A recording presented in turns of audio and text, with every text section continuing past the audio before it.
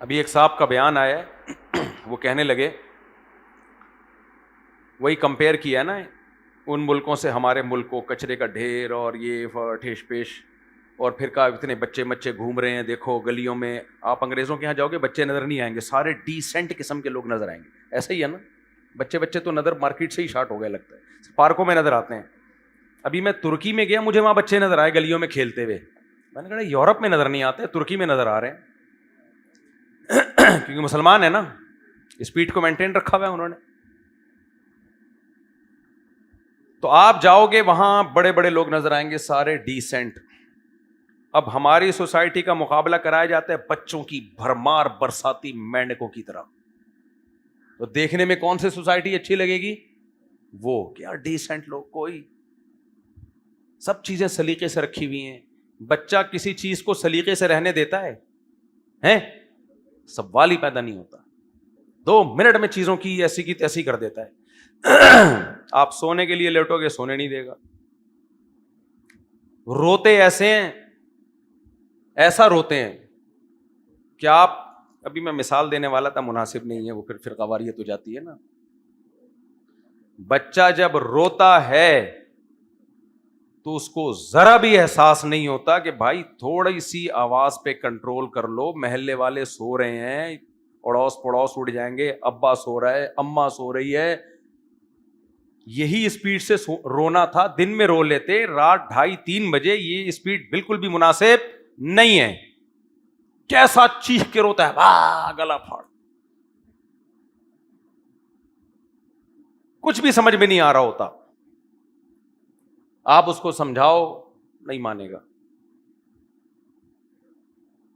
بعض دفعہ بچے رات کو 2:30 بجے ایسے ایکٹیو ہوتے ہیں جیسے ابھی صبح سو کے اٹھے ہوں، کہہ کے لگا رہے ہوں گے، کلابازیاں کھا رہے ہوں گے. آدمی کہتے ہیں بھائی یہ کوئی ٹائم ہے یار، نہیں کھیلو ہمارے ساتھ. ابھی ہمارے حضرت فرماتے تھے بچے غیر مقلد ہوتے ہیں. بچے کیا ہوتے ہیں؟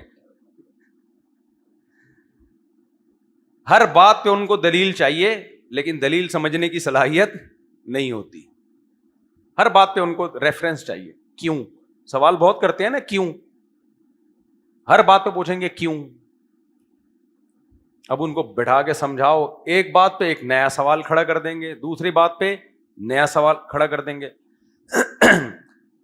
جبکہ آپ گوروں کے ملک میں جاؤ، آپ کو گھروں میں ایسی ٹینشن بولو نہیں، سکون کا ماحول ہے، کہیں آواز نہیں آئے گی با با با کر کے چیخ رہا ہے، اور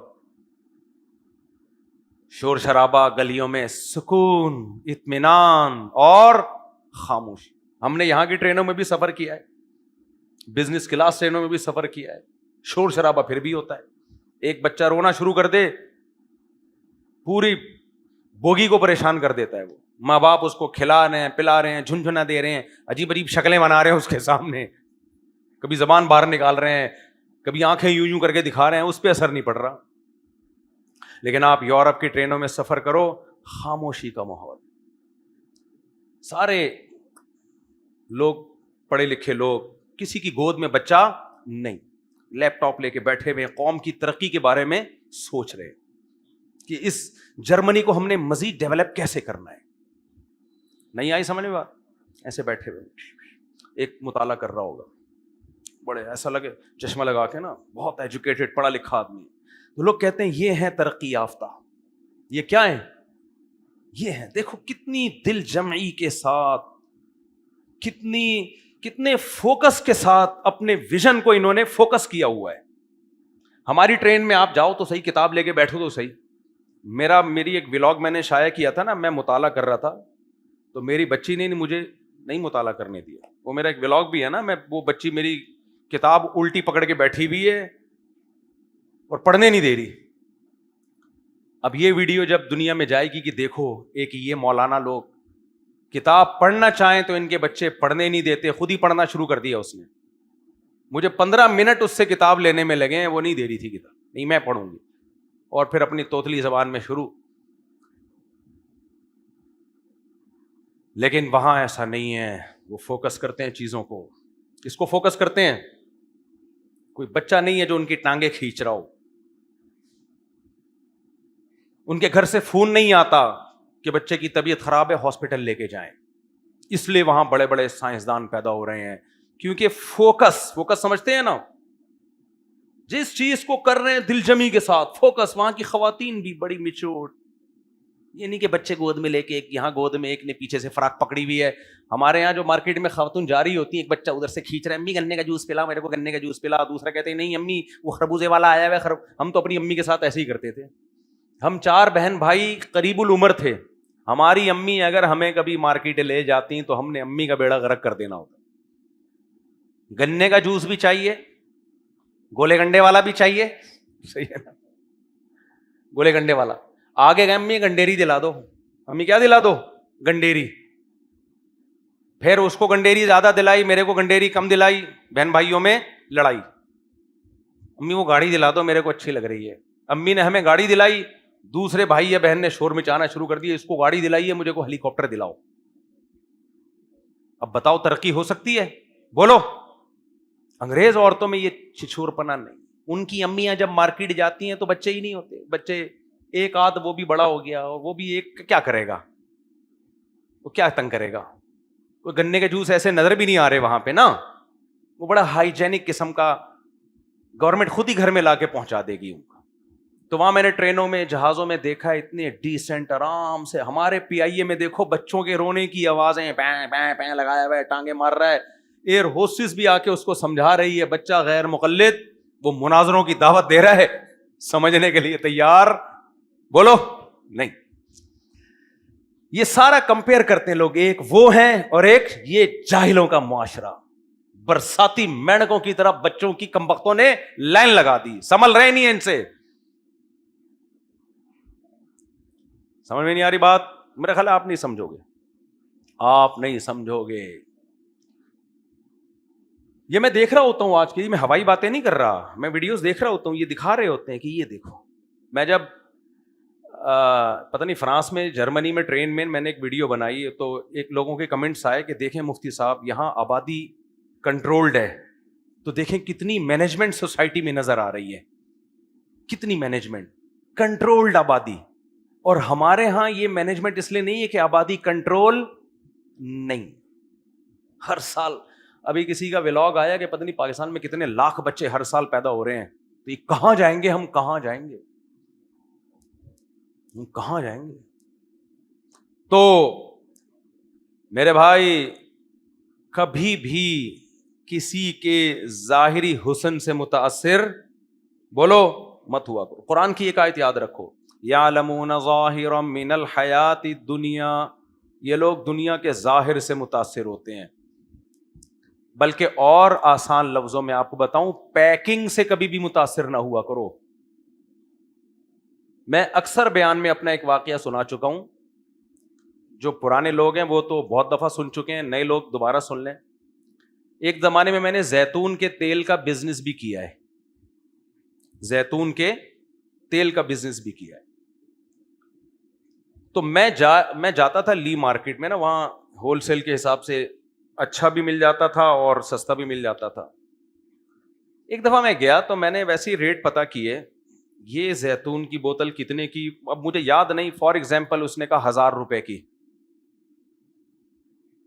میں نے کہا یہ جو چھوٹی بوتل ہے وہ بڑی خوبصورت بوتل تھی, لش پش قسم کی نا, جیسے کوئی یعنی بڑی اسٹائلش بوتل. میں نے کہا یہ کتنے کی, اس نے کہا 1500 روپے کی. تو میں نے کہا اچھا, میرا تو دوست تھا وہ مجھ سے صحیح بات کرے گا وہ. میں نے کہا یار یہ چھوٹی بوتل کے اندر جو زیتون ہے یہ کیا زیادہ اچھی کوالٹی کا؟ کہتے ہیں نہیں, اچھی کوالٹی والا یہی ہے جو دوسری بوتل میں ہے.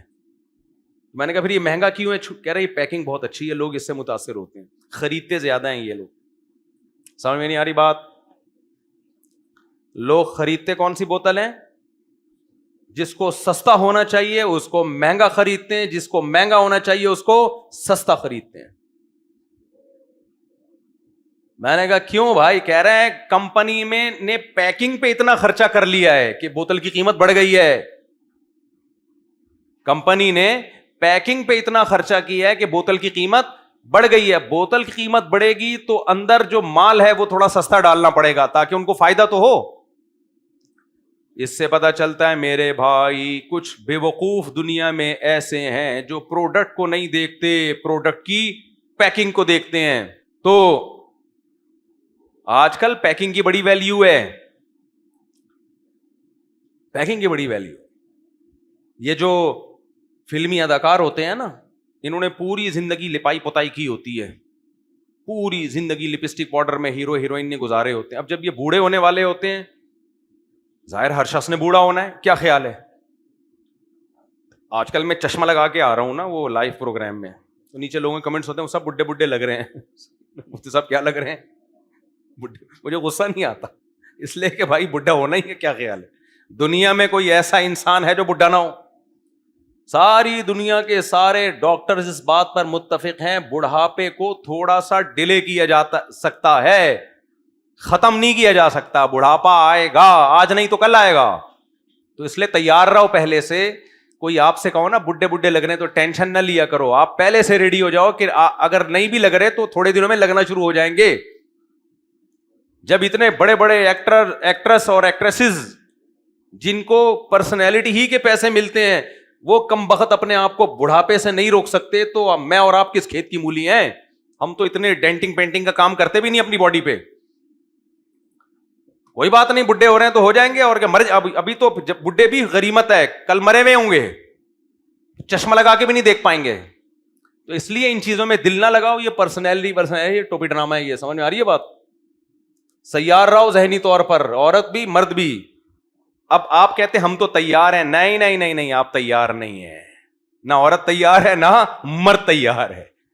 اگر آپ ذہنی طور پر بڑھاپے کے لیے تیار ہوتے تو پہلے سے ابھی سے پلاننگ کر کے بیٹھے ہوئے ہوتے کہ بڑھاپے میں کرنا کیا ہے. اور سب سے بڑی پلاننگ ہے بچے پیدا کر کے بیٹھے ہوئے ہوتے کہ بڑھاپے میں یہ ٹھش پش نہیں چلے گا. بڑھاپے میں آپ کی اولاد ہی آپ کو اٹھائے گی, کھلائے گی, پلائے گی, اور آپ کی جو ہے کھانسی کا علاج کرائے گی. آپ کو فالج ہو گیا تو اس کا علاج کرائے گی. لیکن 50 سال کے لوگوں کو میں دیکھ رہا ہوں وہ ابھی تک انہوں نے بڑھاپے کے لیے پلاننگ نہیں کی. وہ کم بخت اپنے آپ کو جوان سمجھ رہے ہیں. اور 40 سال کی خواتین ابھی تک فیوچر بنانے میں لگی ہوئی ہیں کہ ایکچولی ابھی شادی وادی نہیں کرنی, ایکچولی ہم نے, بھائی صاحب ابھی آپ کے پاس چانس ختم ہونے والا ہے. ابھی تو ڈینٹنگ پینٹنگ سے چلا لیا حساب کتاب, 5 سال کے بعد یہ ڈینٹنگ پینٹنگ بھی کام نہیں آئے گی. پتہ چلے گا کہ یہ عمر گزر چکی ہے اور ریٹائرمنٹ بھی ہونی ہے. ریٹائرمنٹ کے بعد کوئی لفٹ بھی نہیں کرائے گا آپ کو. اس سے پتہ چلتا ہے ہم میں سے کوئی بھی نہ موت کے لیے تیار ہے اور نہ بڑھاپے کے لیے تیار ہے. میں اپنے شیخ کا واقعہ اکثر سناتا ہوں نا, کتنے صحت مند تھے, 60 سال کی عمر میں گھٹنوں میں درد شروع ہو گیا حضرت کے, اور بیٹھ کے نماز شروع کر دی. ڈاکٹر نے کہا یہ دوا کھائیں آپ کے گھٹنے ٹھیک ہو جائیں گے. فرمایا بس 60 سال ہو گئے, اب گھٹنے نہیں ختم ہوں گے تو اب کب ہوں گے؟ یہ تھے ذہنی طور پہ تیار. کہا بس خی رہی ہے, اب بیٹھ کے پڑھیں گے نماز, اب 60 سال کے ہو گئے اب کیا. لیکن اللہ کا فضل کے خود ہی ٹھیک ہو گئے گھٹنے ان کے, کیونکہ جو خوش رہتا ہے اس کے گھٹنے ٹھیک ہو جاتے ہیں. سمجھ آ رہی؟ اور جو اس ٹینشن میں کہ ہائے ہائے ہائے ہائے ہائے لوگ کیا کہیں گے, بڈھا ہو گیا, کوئی بات نہیں, ہو گیا تو ہو گیا, ختم. کیا خیال ہے؟ کبھی بھی کوئی آپ کو بڈھا کہ غصہ نہیں آیا کرو, بولے بڈھے ہو گئے تو کیا تو نہیں ہوگا, ہو گئے. ایک چماٹ مار کے دکھا دو, بڑھاپے میں بھی طاقت ہے. سمجھ آ رہی بات؟ بڑھاپے میں بھی کیا ہے؟ طاقت. ہمارے محلے میں ایک حکیم تھے, میں نے حکیموں کی عمریں 90 سال دیکھیں, کسی ڈاکٹر کی اب تک نہیں دیکھی. حالانکہ میڈیکل سائنس نے حکیموں سے زیادہ ترقی کی ہے, لیکن پتہ نہیں وجہ کیا ہے. حکیم صحت مند ہوتے ہیں. اچھا, حکیموں سے علاج کرنے والا کبھی صحت مند نہیں ہوگا. ایک حکیم صاحب قبرستان پہ گزرتے تھے نا, منہ پہ کپڑا ڈال کے. لوگ کہتے کیا مسئلہ, کہتے شرم آتی ہے, سارے میرے پہنچائے ہوئے لوگ ہیں. حکیموں سے علاج کرنے والے بہت کم دیکھیں جو ٹھیک ہو گئے, لیکن حکیم خود 85-90 کے بہت دیکھے ہم نے, اور 85-90 میں بھی بوڑھے نہیں, فٹ فاٹ. اس کا مطلب حکیم جو خود کھا رہا ہے وہ تمہیں نہیں کھلاتا. میں کنجوسی بہت ہوتی ہے حکیموں میں. اپنے لیے اس کے اصول کچھ اور ہوتے ہیں, تمہارے لیے اصول کچھ اور ہوتے ہیں.